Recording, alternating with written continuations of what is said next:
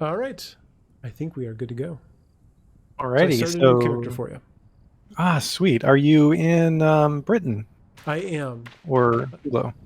I am Master Yupa. So I'll stand kind of Ah, by the I back. see you. Do you see me? I'm on the Ah, there llama. you are. Yes. I like your horse. Oh, it's a llama. I It's thought not a you said horse, but yeah. horse. Would you It's like a. to well, yeah, let's see. Maybe for the stream I could if you won and take it back. Oh, But I didn't just attack it. Did I just attack it? I I tried to want to attack know it. if did Oh, you get a trade crap. window? I accidentally hit the cancel. Can you try that again one more time? I can do it again. Open trade. All right. And did you get it? Trade. No. Hmm. The trade bugged out. Let's try one more time. Open trade. Now it's not opening the window. Oh. If I can fix it. If anyone can, it should be. I should be able to fix it, in theory. Okay. I think While you do that, I'm gonna give you a little plug here. Let's open up. Oh, open trade. And accept. Okay. Now can you double click it and get on it? I cannot. Oh. It's because we haven't actually for players yet. Ah, So gotcha. to give you Do I get the black one? my super Oh. black llama. I still can't. Dang it. All right. We'll fix that. And those of you in chat, this is Stimwalt, and this is his YouTube page. Click on that. Subscribe. We're just gonna rock some horses. How about that? That'll work. This should transfer just fine. Okay, make sure you can get on that. There it is. All right. So real quick with the llamas, the reason that they're not working right now, only working for me, is because we've locked them down. We kind of want to control who can get llamas in the world. So they're considered a rare mount at this point, although anybody can ride it. So you're familiar with lots of the tamables at this point, right? Yes. About the wargs, the young wargs. You can ride that with, I think, less than taming skill, or we may have lowered it even more. You may be able to ride a young warg with no taming skill. But certain tamables, you have to actually have animal lore and taming skill to ride them and control them. What I want to do is want to make horses, llamas, not the rare llamas, but just the base llama, and young wargs. We want it so players can ride them and control them. I think I saw a bug recently about players not being able to control them, so we'll look into that. There's a lot of like control issues with taming right now. Like all stay doesn't work, that kind of stuff. All stay is not working, and all follow me is not working. They say they refuse your command, something like that. Sometimes, yeah. Sometimes they don't even acknowledge it. They just don't do it. It doesn't even say My. refusal. And things like they're constantly seemingly on all guard me. It's whenever something hits me, they defend me, which is good in a way, but not when you're taming. They end up killing my right. thing I want to tame. All right, well let's dive in here real quick. What I'm showing you right here is the new player experience. So we created sewers that go 4 levels deep. They are protected. They're young exclusive. So if you're not a young player, you can't go down here unless you're a GM like me. So this is a young only dungeon. You can access it from Moonglow and Britain, and there might be a few other access it, but you just look for a cellar door. In Britain, it's an actual sewer pipe, but in other cities, it's a cellar door, and it's pretty close to the inn or the bank. That's where you would normally find it, and it's going to take you here to the exact same sewers. We created this experience because you guys probably remember, if you played Ultima Online, how brutal a new character can be. Yeah, it's I mean, and just without like, and actually we just had a similar question, kind of like, what kind of like what's the learning curve? And it's difficult because there aren't quests. There's no one telling you what to do. exactly. So, I mean, that's precisely why we created this. We wanted players to go into the sewers and experience the game in a less threatening way. So, once you leave the sewers world, you're in Legends of Ultima. And if you're no longer young, if you go outside the protection of the cities, the towns, you can be killed by mobs. I'm not sure if you can be killed by players as a young. You shouldn't be able to, Shouldn't be. but you don't lose anything if you die. So, but once you lose the young status, which you will lose the young status if you've played a certain amount of hours, in-game hours, certain amount of skill points. And so we decided to go with that system because basically we want players to learn the game before they have to readily defend themselves. That's good. And how difficult? So with these layers, Mhm. you said there's 4 levels to the sewer. There's 4 separate levels in this sewer, and as you progress, as you delve deeper, it gets more and more difficult. If you're in the 4th level of this dungeon and you're able to do it comfortably, you should really be in the overworld at that point, and you should be losing your young status pretty soon. Okay, because I remember Scaled going to down to that. like the 2nd level, and I was like, "Oh crap!"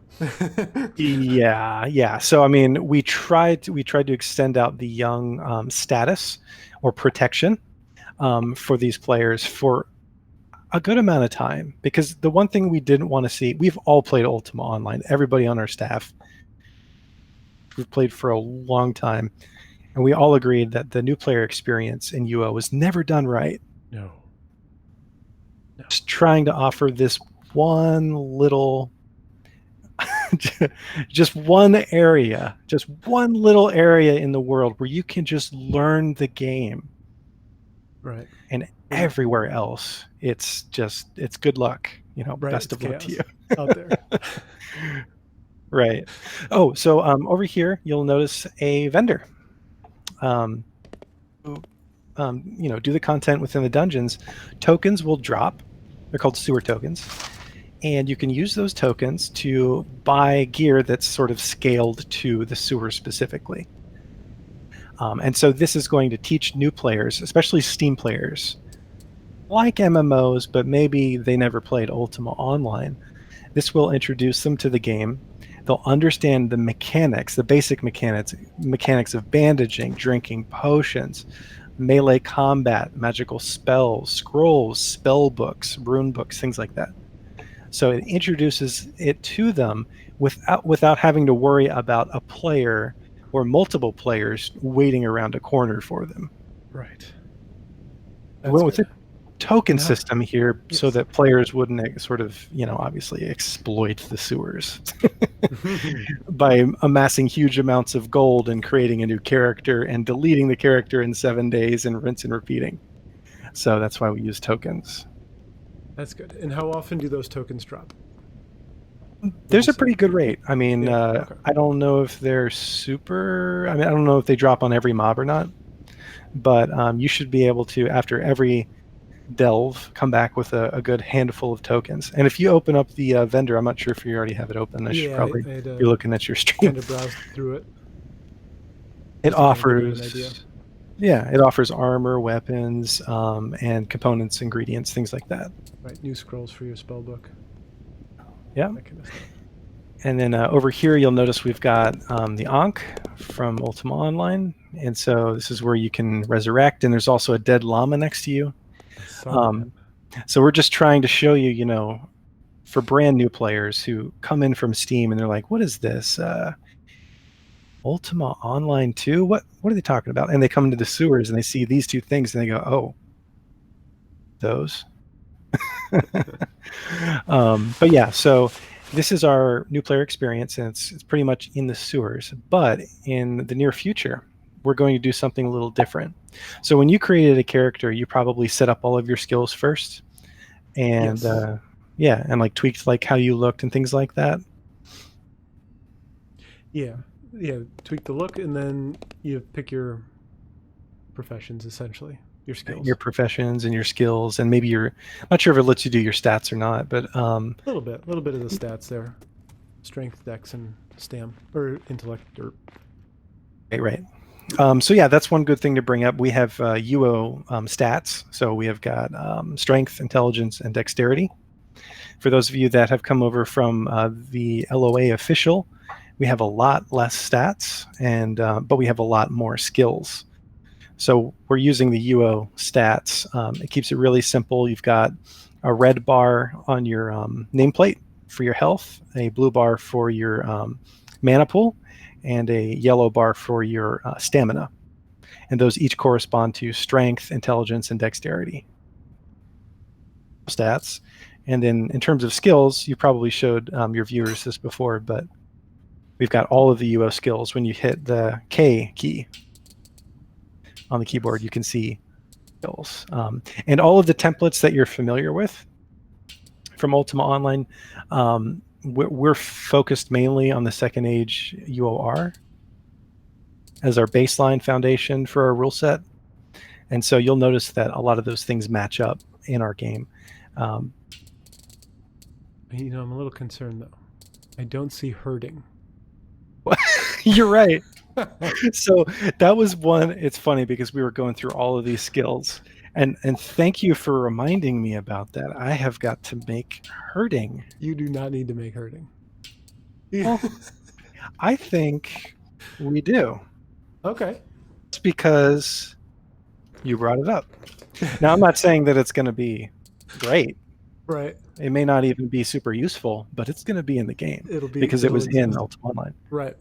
I mean, we've That's got good. things like it's functional, and we have forensic evaluation that's Right. functional. And you're right, we forgot herding. Is there anything else you noticed? I think everything else was there. As far Okay, as so we're I can missing remember herding. though. Okay. I think herding was the one. Loud. Going through. So the other thing to bring up is if you hit L, have Right. secondary skills. And I'm not sure if you're able to bring up both K and L at the same time, but Sure. I just wanted to briefly describe to the Steam players or people that have never played Ultima Online the difference between the primary skills and the secondary skills. So on the skills, the base skills page, you'll notice that there's a 700 maximum skill points, and that's like your primary skill points. So when you're building your template and you're trying to make like a bard, or you're trying to make an archer bard or an archer tamer or a swords mage or whatever it might be, you're using different primary skills to create your base template. On the other hand, you've got secondary skills, and there is no cap on them. So you could have 100 in every single secondary skill. Oh. Yeah, the reason we did that Okay. is we wanted to offer more depth to characters and not have it just be, I'm 7x GM on this guy, so now I have to make a new character. Give you Right. more variety. And I'm sure you'll get into this, but as far as like restrictions on the individual ones, I know I only looked at enchanting. It needed 100 magery to enchant. Hmm? Is there anything like that for the other four? So I believe surveying may have a requirement in terms of lumber, or forestry may have that in terms of lumberjacking, and surveying may have that in terms of mining. Okay. And gardening has no requirements at all. Everyone can garden. Oh, good. No requirements. Everyone can drink.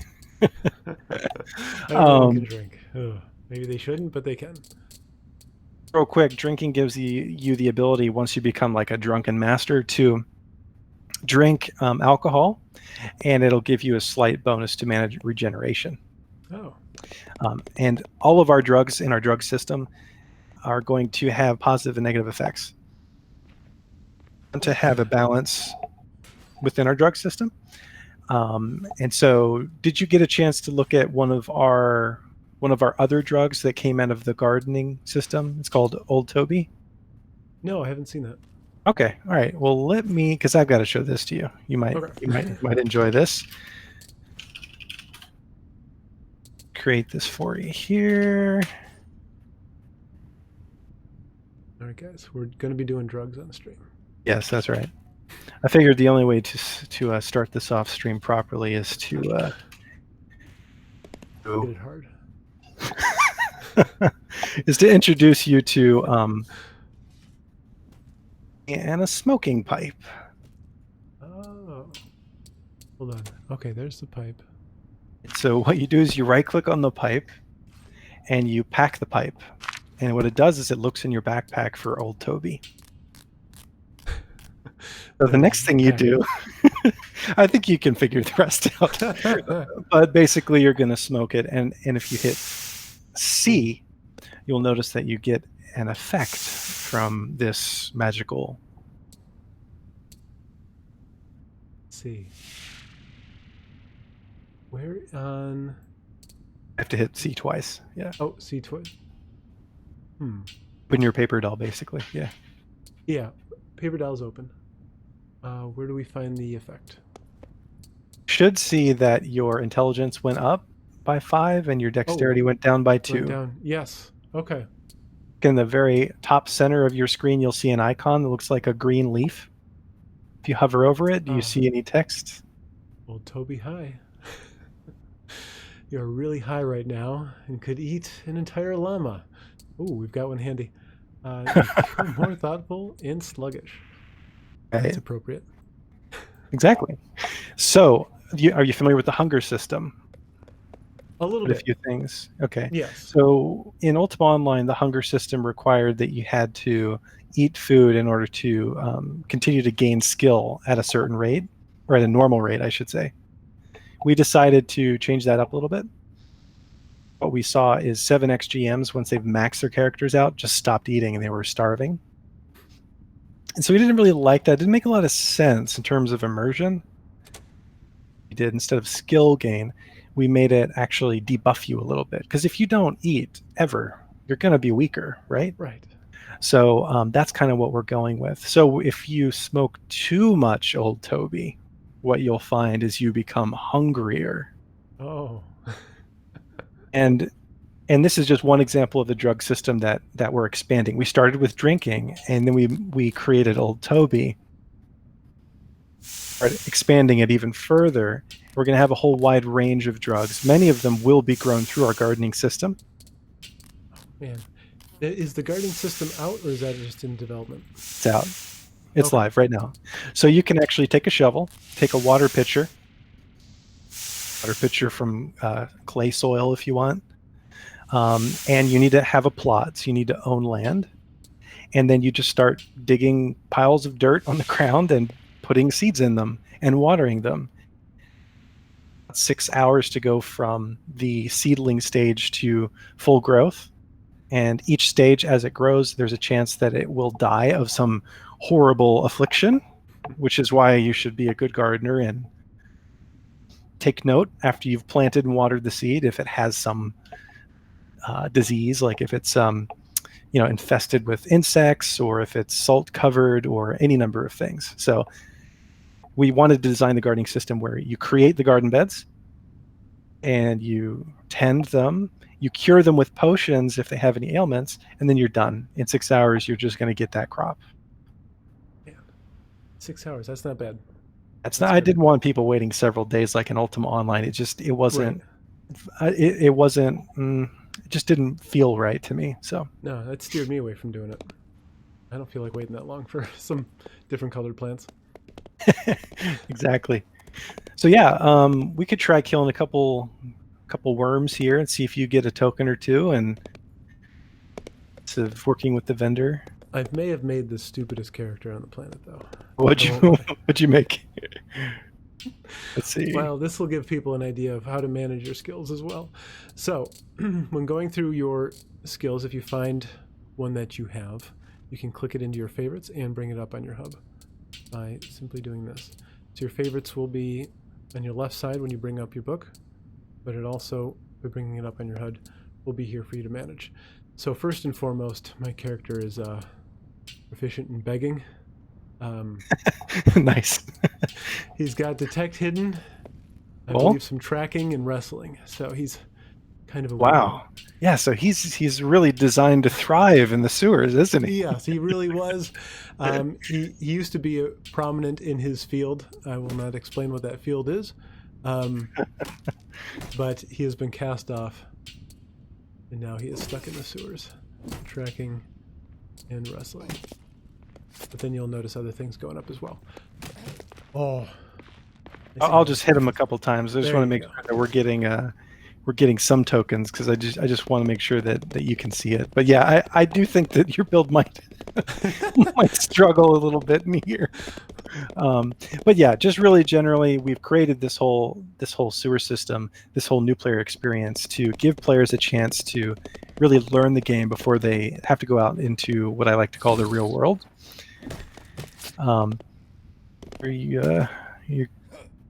You're good here. I got your nameplate, so hopefully. We got some gold pieces. Oh, I'm going down. Yeah. You just like hang out with me whenever I tame. Have you experienced any not with your young, but with your other character, have you experienced any PKs yet? Yes. Okay. I don't think she's here, but the one in particular is Princess Bubblegum. Bubblegum. Okay. From RIP. From the Rip Guild, yes, they're a popular on our server. What I imagine is once we get all of these, we had a huge influx of players. Once we get all these players, once they learn sort of how to do the PvP mechanics, because if you come from different games and you've never played UO, the twitchy style of gameplay in UO can be a little jarring at first. So I hope that in like 2 months, we're going to have a lot more PvPers after they better. Absolutely. And just, I mean, people coming into chat and everything, that's generally the first question is, what's going on with PvP in this game? Oh yeah, PvP is definitely here. In fact, we have a tournament, 2 versus 2 tournament coming up on the 24th, I believe. Our staff member Silk announced it. He'll be leading that. So if you guys, will be held at the arena, which I'm not sure we have actually showed anyone yet. So that will be something. Basic arena next to Moonglow, right? No, it will be held at a custom arena that we created in Unity. It'll be a custom asset arena. Oh, cool. So we get to show off a cool new custom asset that we created, put into the game, and also, a cool 2 versus 2 tournament. Awesome. And I like the fact that it's 2v2. Yeah. Get that team element in there. All right, exactly. Nice sync. I haven't seen any. It's a little low. Gotta admit, the drops are a little low. Someone who could increase it that we knew. I can definitely increase it if it does seem a little. Yeah. Okay. Get out of here. Yeah, still not one yet. Oh, here we go. Oh wait, that's an unidentified enchanting scroll. Yeah, I did the same thing. So yeah, I'll move on to one other thing I wanted to talk about. Skill gain. So you probably noticed that the skill gain has been increased across the board for the whole server. Yes. Until the 16th. Increasing that a little bit since we had some stability issues. In the first few days, we had to purchase an additional server actually because we had so many new players. Oh man, that's awesome. Yeah, it's a good problem to have, right? And so that's going to probably extend even further. But on top of that, we're going to add something per hour. I'm sure you're familiar with Power Hour from UO. So it'll be player controlled. Basically, you're able to click yourself, and whenever you choose you want improved gains, you'll be granted them. Awesome. On top of that, yeah, go ahead. Just as far as, so essentially it would be kind of like something that would pop up on your hub, and you'd just kind of say, okay, now's my power hour. Yeah, so literally if you right click on yourself, you have a list of options right now. Yes. Per hour there. Okay. And so if you trigger it or if you toggle it, it's just going to work for the next 60 minutes, and then it will just not work. It'll have a 24-hour cooldown for 24 hours. So you have to be very strategic of when you want to use it. So if you're about to sit down, you're like, okay, I'm gonna play for an hour. I'm gonna go to a dungeon. I'm gonna get some really great gains. That's when you trigger the power hour. Once you trigger the power hour, you can't really deactivate it. It's been spent. Okay, and it's not does not refresh on like your server refresh kind of thing. It refreshes based on the last time you used it. Precisely. Okay. Yeah, so you got to be strategic with it. And then on top of that, I'm not sure if many players know this, but there are increased skill gains in dungeons. Oh, So I didn't know if that. you're in the overworld and you're fighting stuff, you're still going to gain things, skills at a great rate because we have that flat skill gain increase. But if you are in dungeons, you get an even bigger skill gain increase. Oh, awesome. Okay. Not sure if maybe we didn't make that super clear, but yeah, that I haven't seen. I mean, I haven't like gone in and read too much. Sorry. Hey, now. I'm sorry, I didn't read. but yeah, so I wanted to make sure that was clear. It's clear now. Did you get it? Did you get it? No, but so hopefully the new players, they understand that the sewers is a good place to go. You're going to get additional skill gains when you go into the sewers on top of just being in a protected zone and using the tokens to buy stuff. I'm going to look to make sure that tokens are dropping more than they are right now, because I can see pretty clearly they're not dropping at the rate that I would like. Yeah.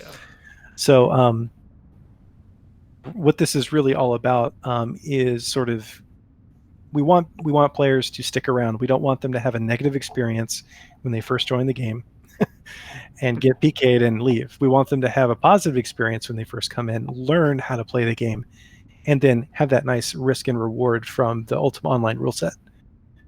Absolutely. And we'll get into later on probably with the mapping and stuff, your intentions with the future. Why the PKing I think will be even better. For people who don't like to be PK'd and people who do like. I think it's all around going to be better. All right. Oh, another thing to mention real quick is the well, I'm still attacking you. Another thing to mention is we kind of want to encourage people not to macro in their homes. Okay. Right now, they can. We don't punish people for macroing in their homes.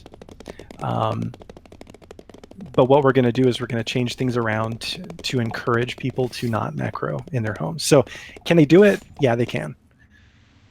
Is it going to be as effective as going into a dungeon? No, nowhere near as effective as actually adventuring and playing the game. Gotcha. That's sort of the direction we're going with skill gains. And just to drive that point home, this server allows and actually encourages macroing, guys. So as opposed to like the normal server where it's just a grind and they make taming worse and worse every 6 months. Yeah, I don't know much about the official server. I mean, we hear right.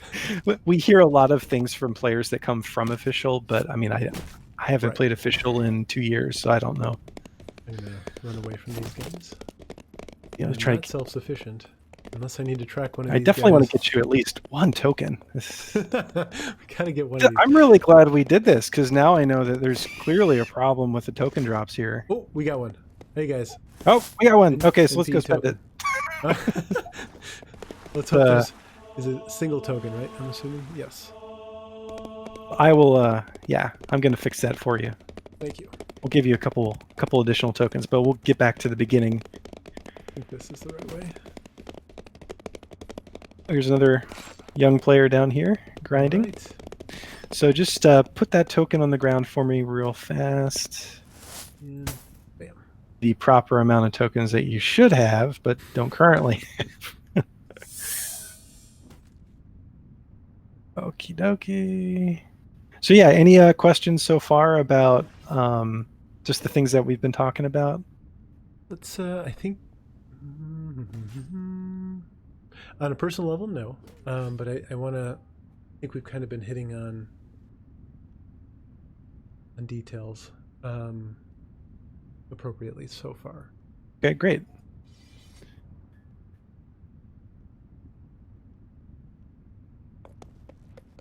So let's see what we're. Oh boy, I'm not attacking the vendor. Those items. Okay, so I'm going to give you like so.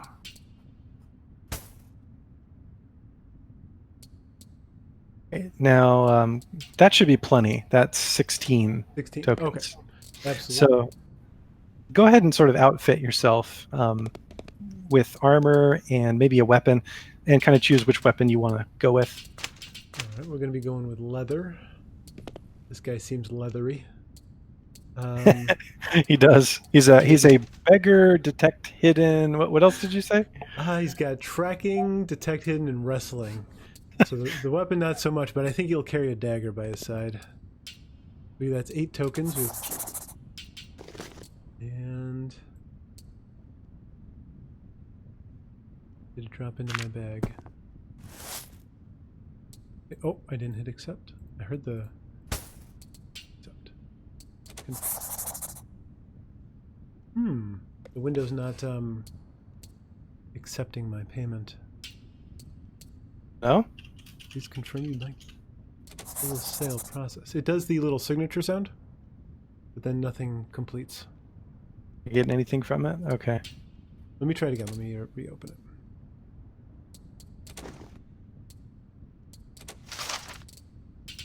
Let me do one thing and see if it...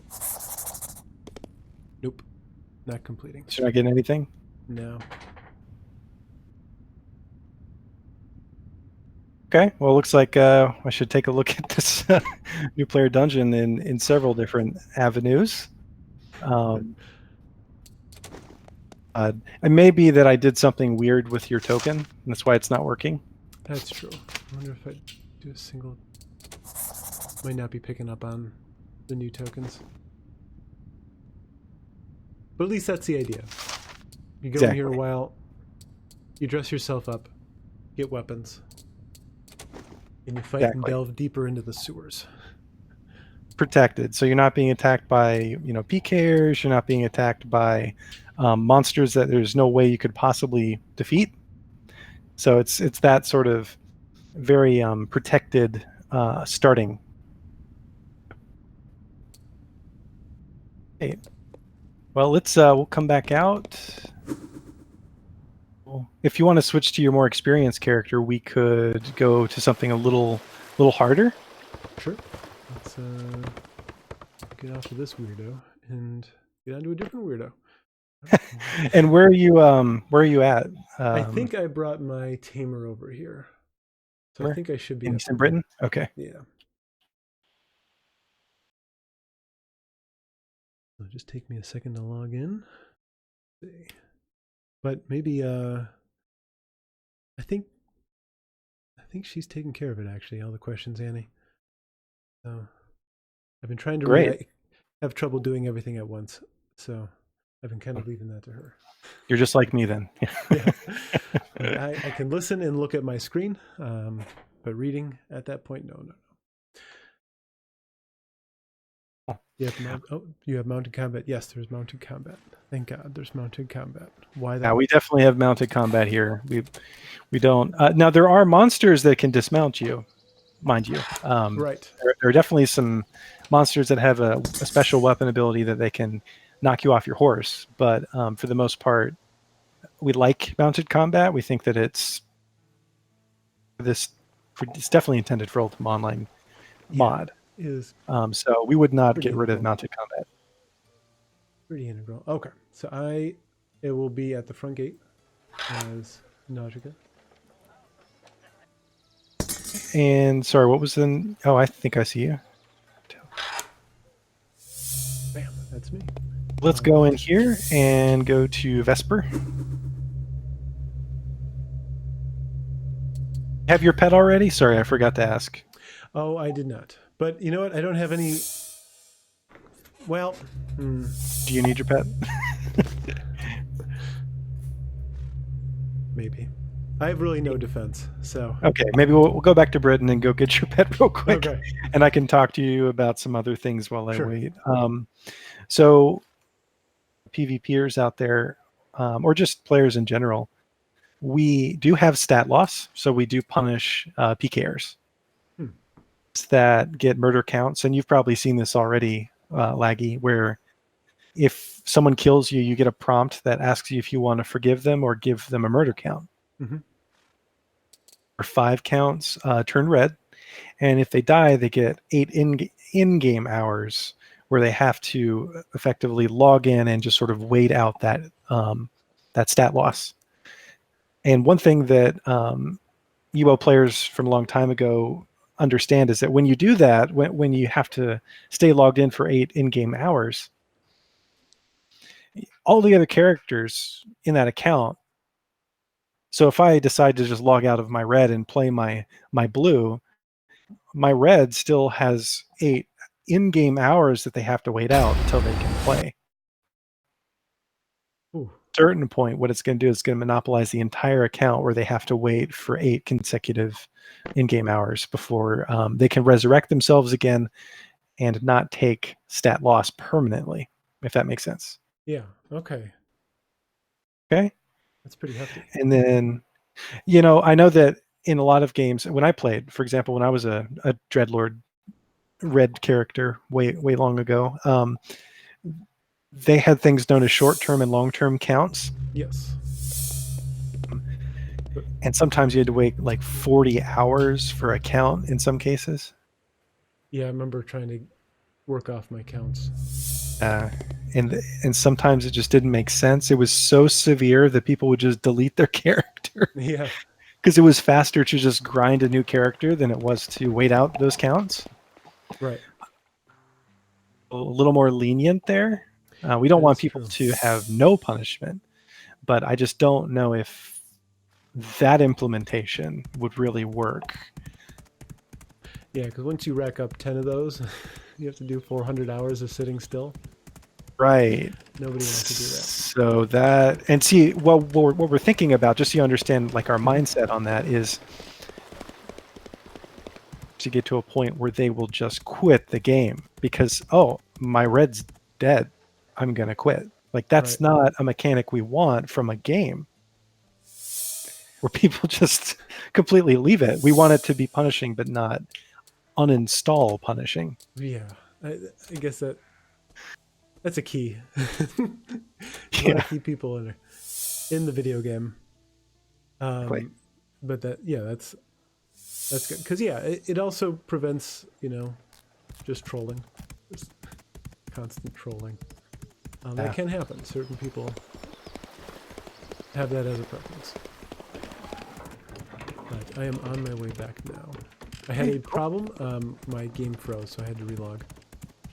No problem. And Yeah, there was an update recently, I think, through Steam. Issues, and they had to verify the game integrity in Steam, and it seemed to fix the crashing. Did you have that experience? I had definitely had an update, Mm. but I had no prompts as to what was going on with it. So I just got in smooth after that. That guy's young guy hacking down some wood. All right, here we go. Oh, there you are. There you are. Okay, so you got 2 foxes. Yes. All right, That's the we'll best go I to. got so far. So this could be rough. Well, I wanted your experience because I saw your first experience in Covetous, and I don't think. I think it I could be enjoyed better it. than that. Like it was a little rough, to be honest. But that's also why I've got you here today. So we got to get Exactly. to that Hydra at the end. Right. Oh, let's see. Just run it. Okay, this will Actually, also how far away is this? we Let's try this. Since you're a tamer, I'm not sure if your pets are going to follow. I'd be fine if they didn't. Okay. I want to warp you, but I don't want you to lose your pets. But let's see how this. Let's just see if it works. Sure. It's no fun. Tamer without their pets. And then Oh, type /gap. oh, right. Gap. The icon. 30 seconds. All right. And he's going to get his pets. Yes. Just for those of you watching, if you lose your pets, /gap will gather all pets. I'm assuming is the abbreviation. Mm-hmm. Yep, it should work. So it should be showing up shortly. I probably don't have to stand still. I always feel like I have to stand still for things. They warp to you, but I actually didn't write that command. I just there they are. Okay, let's go. Really? All right. The Gorg special. Now, I'm going the of, wrong way. By creating the way. food. Why do I have to create food on the floor? Oh, that's a bug. Okay. You should be able to create it in your backpack, just like in Ultima Online. I can take the blame for that because I wrote that spell. You wrote the spell. It's kind of funny. I like RP in it, but yeah, right. Have you shown your viewers the full spell book? Do you have a full spell book already? I do. Yes. Let me see it. I mean, for those of you who remember all of these wonderful spells, I'll go through each circle slowly. They're all here, guys. Exactly. So one cool thing to mention is that as a tamer mage, which is that what this character is? Aspiring. Only got 64 magery, but peacemaking mage tamer. It's pretty cool. I like that. I like that build a lot. And you know why? Because you can combine summons with pets. Oh, right? That's nice. They don't take up so slots. You can. They do take up slots. Oh, they do take up slots. Okay. But you can have cool combinations where basically you're casting Energy Vortex, which takes no slots. Right. Oh, okay. With your pets, right? Or different PK. PK. Poopy Pants is saying PK. Oh no, PK, what will we do? You can combine your summons with your pets. So let's say you want to use a daemon because it's got nice magical spells, but you want to use a meat shield. So you can kind of combine those things, and it's a very unique template cool. That it can only that template can really combine summons and pets in an effective way. Awesome. That's something I didn't know to do. Yeah, we've got a perfect template for that. I'm interested to see what content you can do just by yourself.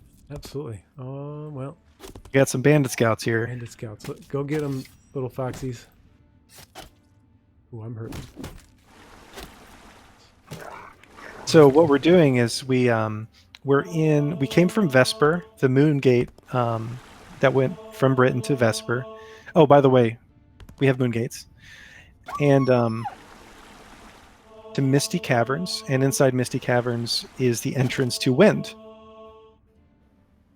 And familiar with Wind, but it was a city that only magical players could go to. 72.3 magery or something like that. And it was sort of a combination town and dungeon. And what we've done is we've used Wind as sort of our catalyst for our main world lore. And you hear when we did the grand opening of Covetous with the event and everything? No, unfortunately I missed it. Okay. Well, you'll probably see some of the remnants of that here. You'll see some blood on the ground, and oh yeah, and you'll see here's the entrance to Wind. Ah, okay. Oh man, I couldn't actually ever get into Wind in the other game because I never made a mage. It's always that thing I always wanted to go to. Yeah. So we had a big event. Basically, there's the first necromancer known as Morians. It's from the original Ultima Codex lore. He is driving our world events, and the opening of Dungeon Covetous is something that, and by exploiting Moongate magic or moon magic. Super summarizing this story, by the way. but what I'm trying to explain here is that we have a necromancer that's exploiting moon magic to open rifts to new dungeons, and those new dungeons are our classic UO dungeons that we've created and we put in the game. Cool. So Wind will be the hub for all of our new dungeons that open. for each new dungeon.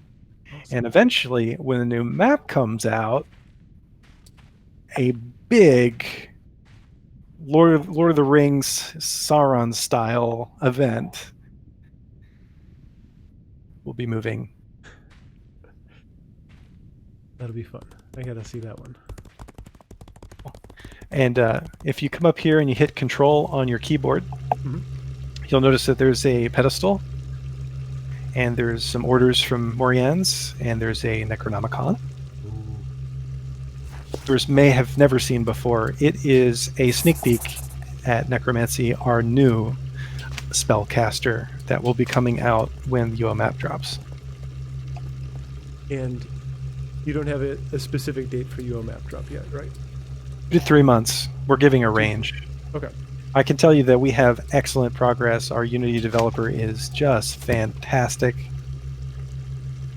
Really excited, really excited just to move off of the Celador map and onto the UO map. But we want to make sure that when we do it, it's not just like, hey guys, we're taking down production, UO map. That's lame, right? Right. We want people to be immersed into the story. We want them to really feel that this is ruining it because I'm explaining it, but we want players to feel like there is lore in this game. It's not just a PvP game or a PvE game or whatever you consider it. Yeah. You know, There's actual storyline going on here. exactly. Which is awesome. Which is good. Man. So once that comes out, is Wind still going to be a hub, or are the dungeons going to be more integrated into the mapping? They will be integrated into the mapping 1-to-1. So Okay. when you played Ultima Online, you remember the entrance of Wind.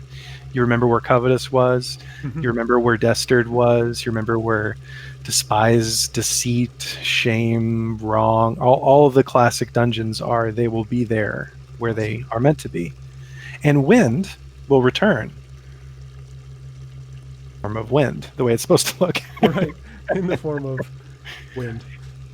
And you might notice that there's some little additional things going on in Wind, since it was the catalyst for everything that is to our map switch. So, I mean, we're basically trying to romanticize. Is that the right word? I don't know. Gamify the map switch. We don't want it to be just a restart. Right. Okay. And will the original Celador map here go away, or is it going to be... It will be gone. We will not use it anymore. Okay. So, pack up your house, guys. So that's another thing, very good thing to bring up. What we're going to do what we're going to offer to players is they can pack up all their stuff in a moving crate. Now, if you played UO, you know what a moving crate is. If you didn't, it's basically a crate that is like a bottomless pit. You can put everything you own inside of it, and then you're going to put that one single crate inside your bank, which will have no weight limit. Deed your house up into a single deed, and you're going to put it into the bank. Now, what we're talking about as a team, LOU staff, is we would like to switch out those deeds for actual UO homes, because we want to introduce UO homes to you. We don't want to use the base platform homes. They don't look all like Ultima Online homes. Right. This guy's trying. Oh yeah, sorry. So they'll be dark and gritty, and they'll look just as you remember. That's great. Because, yeah, those on my list of questions are we just going to be having the same housing?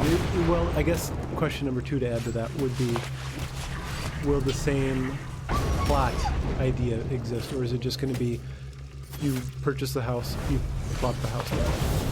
Like It will be more like Ultima Online. So in Ultima Online, you would buy a deed, and you would place the deed, and that deed would determine the plot size. It would determine, the size of the home, the amount of lockdowns, and if there was a fence or not, if there's any yard whatsoever for gardening. So what we want to do is we want to control that. We want to make it easier for players. The way it is right now is you have to place a plot, and then once you can afford it, you expand the plot, and then once you can afford it, you place a deed. Afford it, you put down fencing. And once you can afford it, you upgrade fencing. And there's several waves there that occur that are not necessarily efficient in terms of the game performance-wise, but also busy work for the player. So what we would rather do is give you the option of buying a house that has the maximum amount of space, but minimal amount of plot. You can buy a house that offers a large amount of plot with a small house. You can buy a house with fencing, without fencing, and eventually we're going to offer custom housing, so you can actually specifically design the house to be like wood paneling, stone, brick, different kinds of roofs and fences. But basically, it would be one deed you buy, one deed you place. Awesome. I want to simplify that big time. Because it gets to be a bit much. All right, so let's dive in. Sure. And if you would like, I could give you invulnerability. That would be nice, because I'll die. Because I think you've got some friends here that would love to ruin your day. Yeah, they're Poopy Pants is working his name there. Poopy Pants. Why would I trust Poopy Pants? All right, is Poopy Pants? I think Poopy Pants is really, but who is Poopy Pants? Who is Poopy Pants? You're getting a ban. No, you're not. He's fine. He's fine. He's playing the game, right? He's just playing the game. Honorable, so we can do this in relative peace, because I want to make sure that you're able to see everything, right? I want to make sure you can see all the bosses, all the mini bosses. Go over the fire traps, not take damage. Yeah. Kind of stuff. There they are. All right. Oh, what you'll first notice about Covetous is it's Covetous. Exactly Covetous. Oh, Poopy Pants. Peace out, Poopy. All right, let's go. Well, I'll go over some of the things that we did differently here. For those of you that know Covetous well and you know every inch of the dungeon, I'll start with what's different. We added some mobs called, here's the Harpy Room, Sentinels. And these Sentinels, they walk, there's one per dungeon level, and they traverse the entire length of the main path of the dungeon. And they can see invisible. Ooh. Main reason we introduced this is because what we noticed when we first opened the dungeon, if you come over here, you'll see that there's crates that are trapped, that are locked, that you can open. So they would just pass through here, so you could just kind of dip into here and hide. And you can hide. There's tons of corridors here. There's things that will stop you from moving with collision. And there's barrels you can open. There's food in them. You can lockpick. You can open crates that have gold in them, things like that. But the Sentinel will follow the main path in each level. It is, we wanted to stop people from rushing, because when we first released the dungeon, people were rushing to the deeper levels. And so we had to implement systems to slow them down. Right. And the Sentinel is one of the systems. We also added some additional fire traps and some bends and corners. We dramatically slowed down the delve, because I saw players that were running the first level in like 21 seconds. Oh my god. Dungeon designers, when you spend hours designing a dungeon and players just run it in 21 seconds, right? I can't tell you how painful that is. I can't imagine. That's so like, frustrating. So we had to do it because it was just something we had to do. Right. And you'll notice most of the spawns are identical. There are some differences. We may have added a few additional gazers in certain areas, but we wanted people to delve the dungeon, really actually do the content. And so that's why there's Sentinels. That's why there's a few more traps and why there's a few more gazers. Now, with the gazer's ability to see invisible, was that in Ultima or is that in a new edition? That was in you. Yeah, they can gaze through your cloak. Okay, because that never came in with a stealth character, so. It's very hard as a thief to get through the gazers. But if you do, there's an enormous amount of locked chests in Covetous. Enormous. On level 3, it's just ridiculous. They're everywhere. And once you get to level 3, there aren't many gazers. Oh, good. Okay. I'm sorry, there's no gazers. There's no gazers at all on level 3, guys. But there's one Sentinel. avoid that one guy, Right. and all those chests are yours. And if you get enchanting, I was reading some of those enchantments. If you have if you have a bard character who can stealth, there's a nice one there to make you hide. There you go. Just provo everything onto something else, and Yeah. exactly. One thing to mention, his lore and how he's exploiting moon magic from the moon gates to open rifts into horrible, treacherous, evil places. Well, as a result, you're no longer able to recall out of dungeons except for level 1 because your moon magic is too weak because that Morian's guy is up to something. Okay. But when you go to level 2, you will notice a message on your screen that says that the moon magic has weakened. Is I've actually, level 2? It is now yeah, popping up. I think we may have removed it. But if you were to attempt, let me just do it real quick so I can come back if we actually.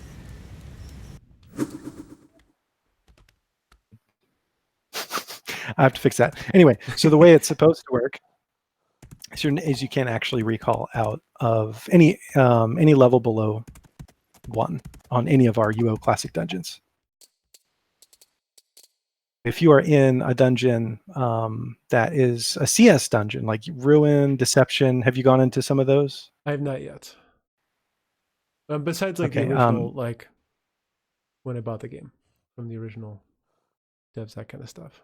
Okay, we haven't sort of restricted the recall in and out abilities from the CS dungeons, but for the Ultima dungeons, we're going to continue this where you can't recall out because basically the moon magic can't penetrate that deep below the earth. That's good. Can you recall in? Can you mark and recall in? No, you can't. All right. So you can escape, but you can't get in. So what it does, if you think about it from a dungeon design perspective, what it does is it allows a player, if they're deep enough into the dungeon, to run to level 1 and recall out. Okay. Or they can fight. But it forces people to actually do the content effectively and not skip it all, which is what we were seeing. Everybody was skipping it. They were going right to 3. So here's the harpy. You should see the stone harpy matriarch. There you go. There she is. The level 2 boss. Sorry that I missed the level 1 boss, which is I want to say is it a gazer? I think it is. So each of our mini bosses, and there's 1 per level, there's a main boss in level 5, but there's 4 mini bosses. Each of them have unique loot. Come to Covetous just to fight the Harpy Matriarch, for example, because she will drop something that is unique not only to Covetous and to the world, but it's actually unique to her too. You can only get it from her. That's awesome. And so this is sort of the PvE aspect. Sometimes people throw around terms like PvP, PvE, and even I do. Right. But that can mean completely different things. It can mean the rule set, or it could mean the content. And in this case, I'm talking about PvE content. A lot of time on the PvE content here. However, there's a PvP rule set in our game. So this, I would imagine these will also be hot points for PKs definitely to run around in. Absolutely, because I mean, if you see tamers, if you see warriors coming down here farming the Harpy Matriarch for her unique loot, PKs are going to come in looking for you too. Right. And players will delve simply to see if mini bosses are up, because they'll take about a day or 2 to respawn. Okay. Actually have to go into the dungeon to find out if they're even. And over here you'll see some water elementals, but yeah. Ooh. With just thinking about how people will like log in. I should probably have turned that sound off. Sorry.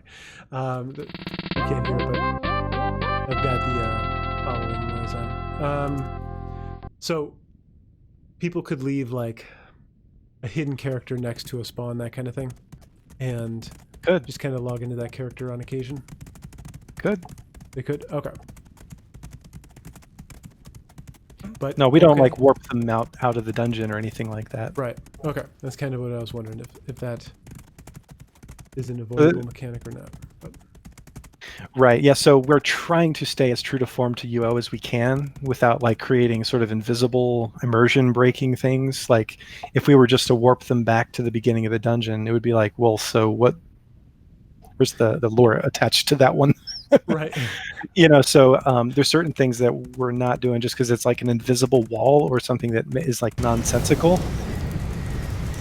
But yeah, we're totally open to ideas. And here's a Dark Sentinel. This is one of the guys that will dungeon and attack you if he sees you. And it's pretty discreet because he's very close to a gazer, so you could easily. And he's strong. He's definitely strong. He doesn't necessarily have unique loot. I don't think he's not considered a mini boss, but Sentinels in general are tougher than the average gazer. Awesome. We also have that are skeleton or bone knights. So you remember this. Go no farther, lest ye face thy death. Yes. Oh, man. If you come over here, you'll notice that there's an awful lot of, if you hit control, you'll see some treasure chests. Yes. Oh, geez. Yeah, I totally missed this on the escort through. Yeah, well, that's because there was like total mayhem. I watched that. Twitch. That was pretty good, actually. I thought it was funny. I had fun. But this is awesome. I just want to make sure you can actually see the whole dungeon this time around. So here's the Bone Knight Sentinel. You see him? He also will traverse the whole dungeon. Okay. Oh man, I gotta go ahead. There's so much time was spent in this room right here. Now let me go ahead and spawn the mini boss. Oh, now this guy will require at least 3 or 4 people, so don't even attempt him without 3 or 4. He again drops unique loot that only the Lich King has, and there's a reason for people to come farm just him. Wow. Again, all the mini bosses are 1 to 2 days, so there's a reason for players to come in just to see, hey, is LK up? If he is, you might send a scout. It's like, yeah, he's up. It's like you would then get a group to go and try to farm him. Oh, this is sweet. All right, I gotta run around this whole thing real quick. I'll be right back. Now, am I remembering correct? Were there a set of stairs here going up? I don't think so. Like maybe it was an addition later, or maybe it was because I probably played a lot was of free servers. Oh yeah, the free shards. They did completely different things. Over here, there's an Ankh though. You remember that? I think I do. Because that was the only place to res down here. Go ahead, double click on the Ankh. You do not have access to this yet. Oh, I wonder what that means. So we've done some new things in all of our dungeons. We're not just 1-to-1. Okay. We've added some additional content. Awesome. Man. Might be something you would try to discover more about. Like the bed in there. Going over here, let's go over here for treasure chest. Yeah, there's even more treasure chests back here. For thieves, if you have a lockpicker, if you have a thief lockpicker or just a thief, I'm sorry, just a lockpicker in general, if you can get to level 3, you're gonna make a lot of money. You can pass those gazers, and I've seen some really good stealthers stand behind a bunch of tamers as they kill the gazers, and then they just sneak right by and then lockpick everything. That's awesome. It's pretty funny. But yeah, that'll be a challenge. It's not easy getting to level 3. So down here, remember the prison? Oh, yes. And at the end of this hallway is Corpse. Now, he's also known as Ark for short.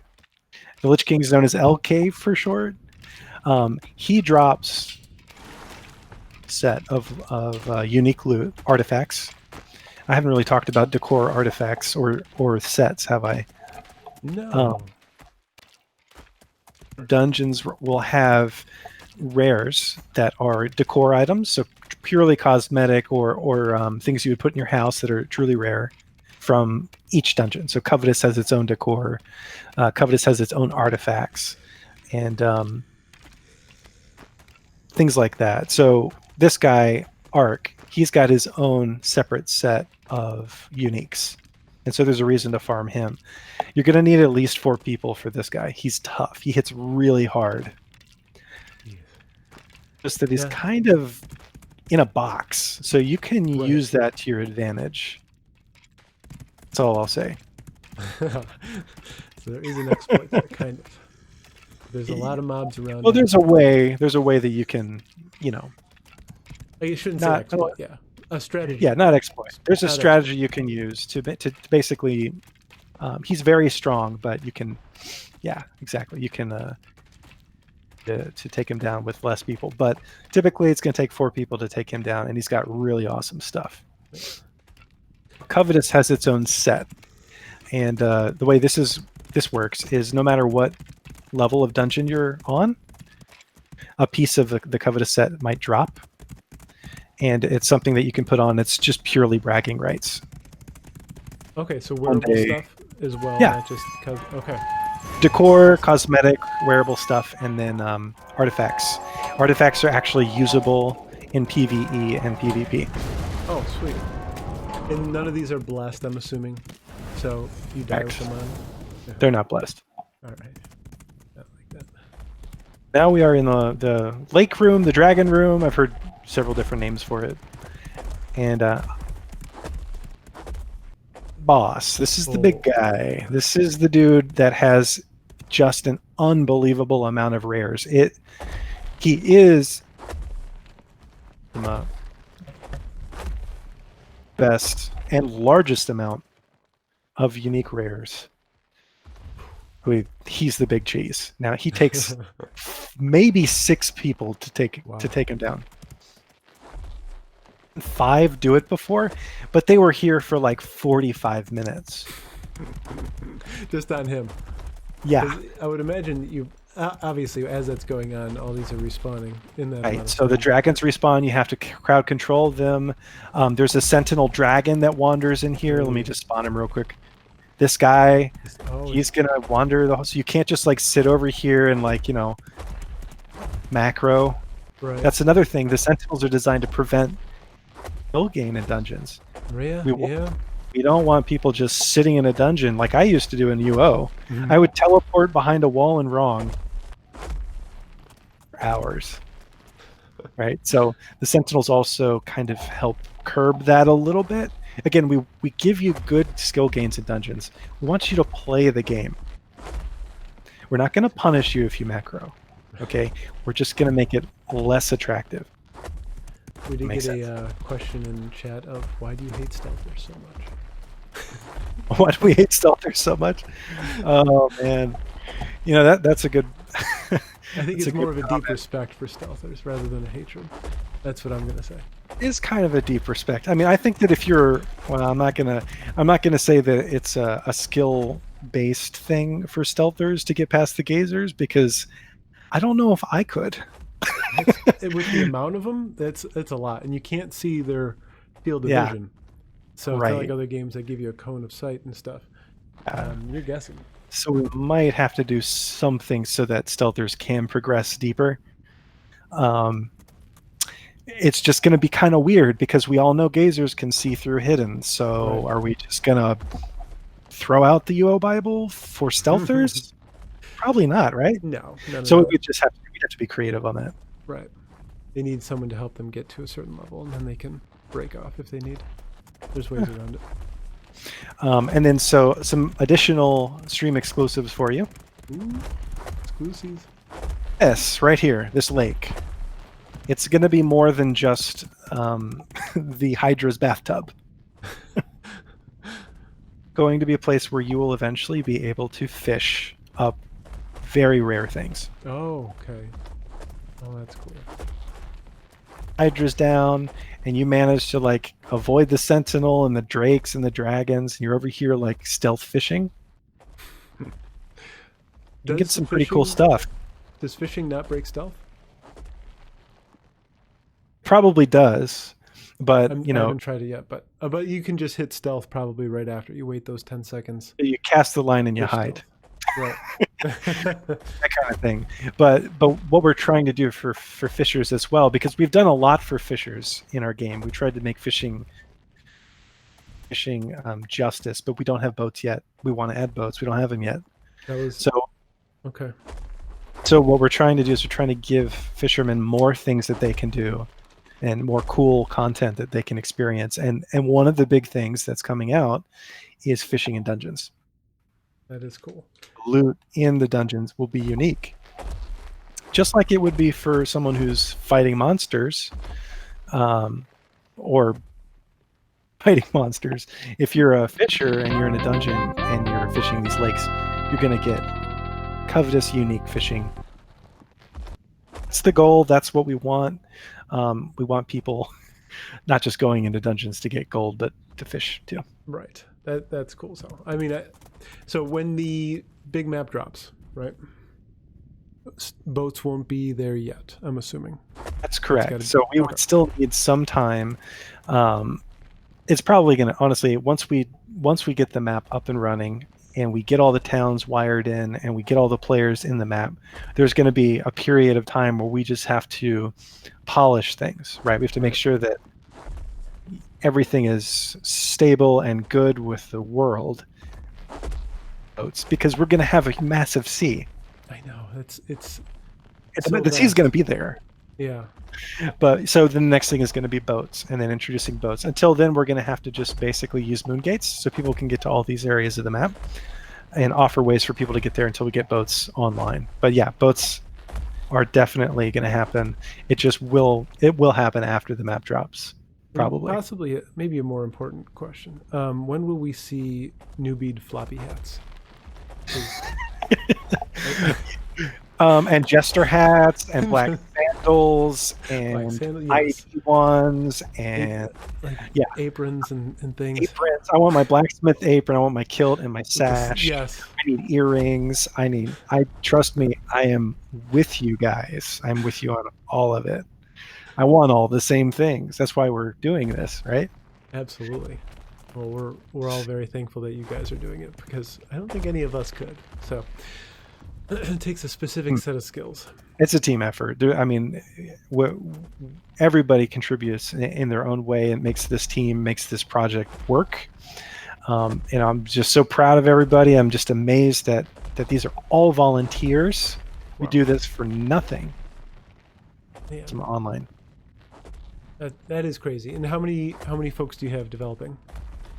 Developing, we have, let's see, Turtleneck, Gorg, Stim, Alice, and am I forgetting somebody? I may be forgetting. Oh, Drake. 5 or 6? 5 or 6. Okay, and I'm assuming you're working on other projects at the same time. Yes. So we have Unity developer R. You probably have seen him talking in chat, in general chat. He's our Unity developer. He's the one who made this dungeon that we're standing in. And he's the one who will be making our next dungeon, which will be dropping here very soon. Come to that Morian's event. Taste of our lore as well. And he's working on the UL map, and that's a huge project. So he's working on that in parallel to what we're working on, which is system design, server stability, things like that. Gotcha. Awesome. And so there has been concern, and someone's asking me to say it, and I will say it, guys. As you get invested into a game that's connected to another one, right? Say something were to happen to LOA at some point. Right. Where would that leave LOU? We would still be around. We've already talked to CS about it, and if that was to happen, and Supreme has said this many times to folks, if that was to happen, he would turn it over open source. Awesome. Okay, that's kind of what I But was I also want to say expecting. one additional thing, Mhm. because and where we're coming from, I understand that question. It makes a lot of sense. Yeah, asking that. But even if yes, Legends of Ultima would continue on a different platform, Okay. we're not stopping this no matter what. We're like an unstoppable force. Is okay. So as long as it uses So the rest same assured, yeah. um, platform kind of thing, Unity, right? You would be able to just Would likely move to the Unreal Engine, which is what okay. Divinity Original Sin 2, I believe, is made on. And I really love Yes. that game Oh, too. it's so good. Oh my god. I would love to make this game as well on that engine. But Oh, bananas. That so yeah. just so your viewers understand, Hmm. that if that was to happen, there shouldn't be an issue. We would still continue, and the source would be opened up to us. But I don't anticipate that happening, or we wouldn't be doing this. We wouldn't be investing all this time and energy if we really thought that was happening. So Absolutely. No, yeah. Uh, Absolutely. And this brings up a good point in the conversation to plug your Patreon.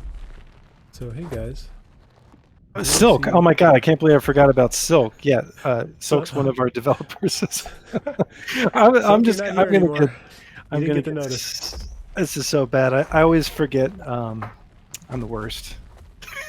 I forget You're certain fine. things, and then like staff will like ding me on it. It's like, really? So I don't exist? Oh crap. Um, I forgot to mention all the artists. I forgot to mention Annie, our community manager. I forgot to mention Quentin. Really, there's so many people I forgot to mention, but Oh, it's fine. I asked you just for devs, so it's my fault yeah, if yeah. anyone's Silk is a depth though, so I forgot to mention. Sorry, but yeah, blame Stimwalt. absolutely. Hashtag blame Stimwalt. Mm-mm-mm. But yeah, we've got I just posted the Patreon link in chat, guys. Support them. Make sure this So keeps one going. thing to bring up about that, the Patreon, all of that money goes to our servers. And Wow. as you know, when we didn't have that fourth server, it was a little rocky there, wasn't it? Right. Yeah. Just bought a fourth server for this for Legends of Ultima. Server costs are like a very real thing right now for Yeah. us, and so our goal is to get to about 800 so we can be what's the right word, solvent? No, that may not be the right word. So we can be break even. Right. We're not we're nonprofit. We're not here to make any money off of anyone. We just want to keep the lights on. Yeah. If you guys can help, that's great. If you can't, please keep playing. We're And never that going to open also up a shop. We're never going to do any of that stuff. thank you, thank you. First of all, thank you. Sick of the shops. No loot crates though. Come on, loot crates. But Sorry, no, we're too old school for that.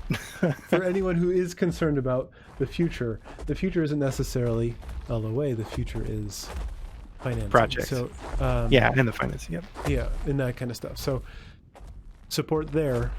I mean, the purchase of the game is a one-time cost, but continuing to enjoy this server, yeah, I mean, that's you should donate every month. And I didn't realize that you guys had a Patreon. So I mean, one thing we're trying to That's work awesome. on is so the promotion and the marketing and getting the word out on certain things. We're really good at coding and designing, and Right. we're really good at system design. I think we excel at community interaction, things like that. But we're trying to improve in other ways, and Annie's going to help us do that. She's awesome. So we're trying to get the word out on a lot of things and get us out of our caves and get on more streams and explain what we've built, So that's one of our. Absolutely, and I appreciate you guys coming to me and talking to me because it's been, I mean, it was a surprise when everyone started piling in. Boy, was that fun! And then going through Cove for the first time, but just that kind of outreach, and I've been thinking about it ever since, is how to get the word out. And I was playing a more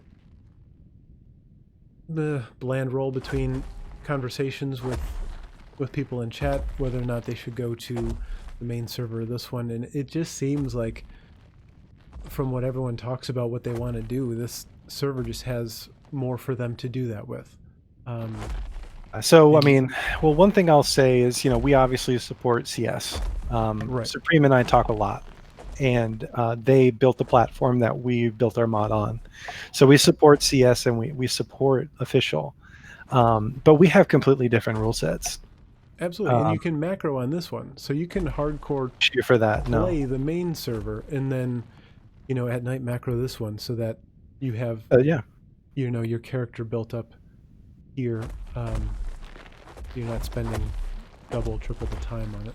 That kind of thing. And one thing you'll notice is that they spend a lot of their time coding for the platform itself. So the engine that drives all these different community servers, right? No, boy, yeah. We spent all of our time making Ultima Online 2. Years to do it. Right. Man. There's a stark contrast between what we offer and what they offer, but you have to understand that without each other would be where we're at today. Absolutely. If they didn't spend if they didn't pour months of work into the platform, as content rich as we are. So that's something that I try to explain to people when they just really quick knee-jerk reaction say official lacks content. LOU Right. is great. Does the main server not have the same? That's why. Yeah. They've definitely got more fish to fry. Have a lot more fish to fry, but we're in the same boat with them. So we definitely support them. If you guys want to play on both servers, that's cool. I mean, that's the whole idea behind the platform, right? Right. Don't mind me. Obviously, I want you to play here because I'm biased, but yeah. Yeah, absolutely. And that's why we're holding this today, is to get awareness out there, and to make sure people are in here and invested in understand, because there is concern, with community servers as to longevity and all that. True. You guys have been here since the beginning. We've been here for 2 years. Actually, our 2-year anniversary is in September. Wow. We're very well established community server. We're not the oldest, but we appear to be the most popular. I can't imagine. I mean, getting people on a community server is tough, and coming on here from the real server that I was on, there's a lot more people here. I'm like, okay, I'm gonna spend some time here and enjoy. So, and I've had a great time thus far. Great. So I just had a few more things I wanted to mention, and then I'll let you go because I'm sure you've got some taming to work on. But but I wanted to mention that we will have champs. So do you remember champs from Ultima Online? So we'll have those. Those will be world events. So when the champ is up or someone triggers the champ, the entire server will know about it. Ooh. And the champ will be so strong. Just to picture this Hydra on steroids and be like 3 to 4 times harder. Jeez. And then have everyone to take it down. And so it'll work just like champs did in UO, where if you do a certain amount of damage, I mean, you don't have to do like a percentage, but you have to do a certain amount of damage to get credit within the area in order to get something placed in your backpack directly. Okay. Now, that begs the question what that something will be. Yeah, so people are probably asking, are those power scrolls? Right. Are those scrolls of transcendence? What are those? I'm not going to tell you yet what it's going to be, but I will say the one thing I did not like about the later stages of UO was the increasing your skills to 120. I didn't really like that personally. And I'm getting some people in the chat here saying, don't. Yeah, so I just wanted to give you my opinion on it. And one other thing to mention about that is my opinion is not, I mean, we're a team. We vote on things. It's not what Stimwalt thinks. I'm the one that's on the stream, but it doesn't mean that it's all my decision. We make decisions as a team. And I think it's good that our team is diverse. We've got tamers, PvPers, PvEers. We've got artists, marketing. I mean, we've got all types of players, gameplay players, and different skill sets, and everyone has an opinion. So, Yeah, That's we good. think that's important because That if is you very just have a important. server that's where the person is who's in charge is a tamer, what are you going to get? You're going to get a lot of content for tamers. So Yeah, that's we want to avoid that. absolutely. And then yeah, we can keep elaborating, but I like that. You got sounds like a very diverse team back there. And Yeah, very very diverse. Yeah. let me see if there's anything. Just kind of going through chat here as well. Thing on chat. I had two more things to mention, and then Go for it. okay. So necromancy, I showed you. Yes. Sort of the introduction to it, but there will be a quest line to unlock the skill, Oh. and our necromancy will be more like Diablo 2-ish necro, where you have an equipable pet and the ability to raise corpses and interact with corpses. It'll work in PvE and PvP. That's cool. Dragon roosting will be a secondary skill that will be tied to taming, and it will give you the ability to raise dragons from eggs and create customized pets. That's so cool. And those are two things that are on the horizon. They're not going to be next week or anything, but Right. I labeled it as future stuff in quotation. And that opens the door. Once you get that mechanic down for dragon, I'm not going to put words in your mouth here, but that opens the door to other types of pets, I would assume. Other types of Spiders pets. and things. Correct. That, there's a lot of servers that did, if people played those free shards, evolution pets and stuff. Right, breeding, things like that. So we're Yeah. looking at that. And then one last thing for you, because you brought it up on a stream today. We have PvP tamers. We have a patch coming, and it's going to make it so that tamed pets, the damage will be scaled to players, and also their speed, movement speed, will match Ultima Online. That is going to be a big important patch that drops, because basically crazy damage to players, but they will move at the speed they did in Ultima Online, which means they will move a little slower. Oh, right, because they had trouble catching up. So this is what it's going to... PvP tamers will be more defensive in nature. Gotcha. Your pet, you say, "Oh, guard me." The PKers have to come at you. We decided to do that because if you have super fast pets, then the game just breaks. Right. Yeah, you just start eliminating everybody. So it becomes boring. That's a good balance. And it's funny because someone just asked, can pets catch up to players in PvP? And probably currently they can, I would assume, but they can. Yeah, summons can too. We're looking at that as well. Okay. We want summons and pets to be UO speed and UO damage. That's basically what the patch is. Right. Now, just out of my own curiosity, how do you guys fine-tune that to equate to UO? Is that source code? What is source that? Code. Yeah, so we'll typically go look at run UO sharp code that you can look at, and you can actually look at formulas, and you can get speed directly from the game. Awesome. It's really easy for us to say it's 1-to-1 because it's from the source. It's from the source. You can show them the formula and say, look at it yourself. It's from the game. And what we've noticed from that is that sometimes within this engine, the formulas aren't exactly like what we'd expect them. They don't feel the same. So we might have to do some adjustment. But typically, being 1-to-1 to UO, it's a formula. That's brilliant. And okay, boy, speaking of 1-to-1ing, the map itself, the big map coming out. Pop outside real quick. Yeah. Sure. Just my own curiosity. So one of the things I've talked about with a lot of people on the differences and between the servers and everything, and the differences between the games, and why murderers in Ultima were not nearly as frowned upon as they are in this. And the main thing that I could gather was the fact that the size of the environment was so much bigger, and there were so many locations for murderers to have to go to and find people at, that it made it far more easy for people to just go and farm and be undiscovered for most of the day or the whole day.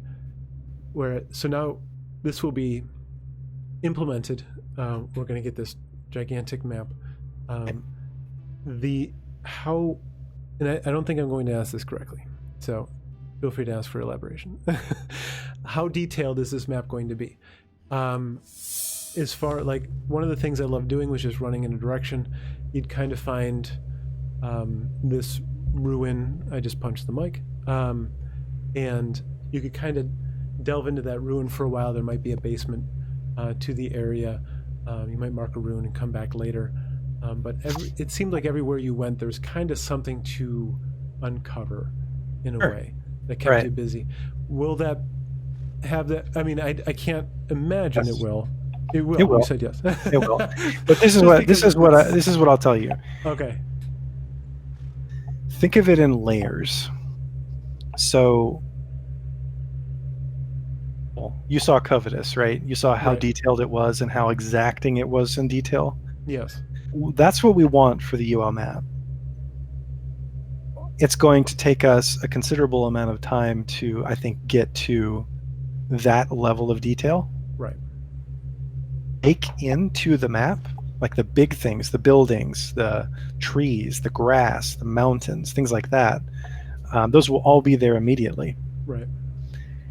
And it may take time for our designers to sort of aspects of the world, like adding moon gates. This one right here, it's not going to be baked in.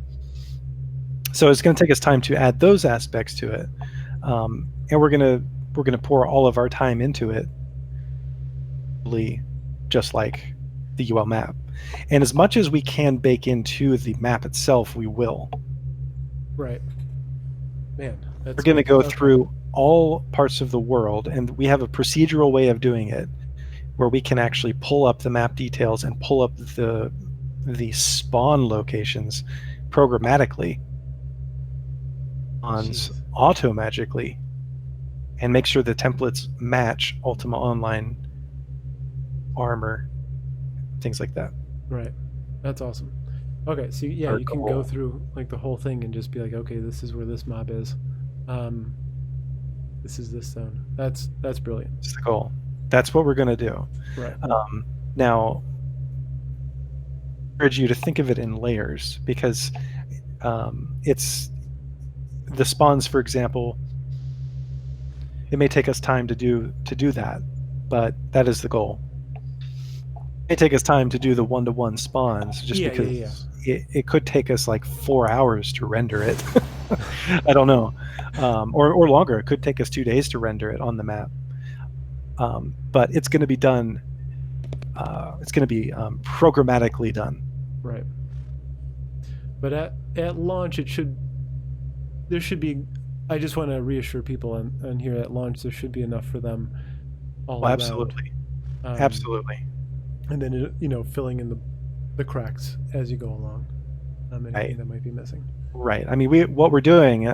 Maybe I didn't explain this, but we're going to stand up the map on our test servers, and we're going to start creating the spawners. We're going to start creating the decorations. We're going to bake in as much as we can into the map, and we're going to have the map to a point in which we're very happy with it. We feel like, wow, this is UO. I mean, this is UO2. I'm in Minok right now, and this banker keeps opening this door, just like I remember. Or the town crier keeps talking. He's that's talking details. crap. Talking about nothing. The blacksmith in this building south of the bank, he always walks 8 steps north and then 8 steps south. Gee. Like that's sort of the level nerd we are. That's awesome. That is the perfect level of nerd. That's gonna take time. That's good. Right? So I mean, we can have the blacksmith be in the blacksmith house and the just banker in the bank, but like to get the AI correct, oh man, it's gonna take longer. That's why I think of it in layers. Right. So when you get into the game, if you go to Covetous, it's gonna be what you just saw. It's gonna be what you remember.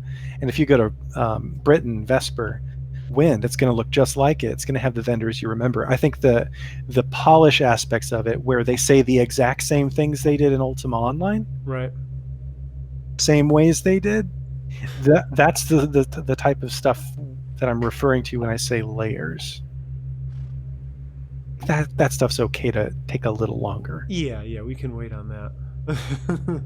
But it'll be amazing once it gets there. Yeah, I mean, we're not half-assing this, that's for sure. That's good. That is awesome. I can't wait to get a little house above Skara. Yeah, there you go. For some reason, that was my point of thievery with my days. Me, I think I will be fully satisfied with this when we're on the UL map and I can get on a boat and I can go out and sail on the sea, run into a water elemental, Yeah, yeah. some Hey, SOS bottles, and then SOS get my ass kicked by a kraken. That's it. I'm done. I'll put down my code and I'll just play the game. Oh man, it's gonna be. Oh boy, SOS I all want to bottles. play the game, but we have to make it first. I know you got to make the damn thing first. You Right. can't outsource that. You got to That's do right. it. All right. Well, thank you so much. I mean, I think this was a really, really good stream. We covered so much stuff, and thank you for delving with me in Oh, Covetous. it's my pleasure. Thanks so much for doing it. Thank you and Annie. It's not a nice set. I'm sorry. I was calling her that. Annie. But He's no, great. thanks so much, She's guys. awesome. She And is. I'd just like to officially apologize to Silk. Silk is a developer on our team. He is it's a valued member of the party. Right. All right. Well, thank you, and Thank you. have fun. Awesome. I will. I will enjoy it. And see you later. See ya. Well, there you go, guys. That was amazing.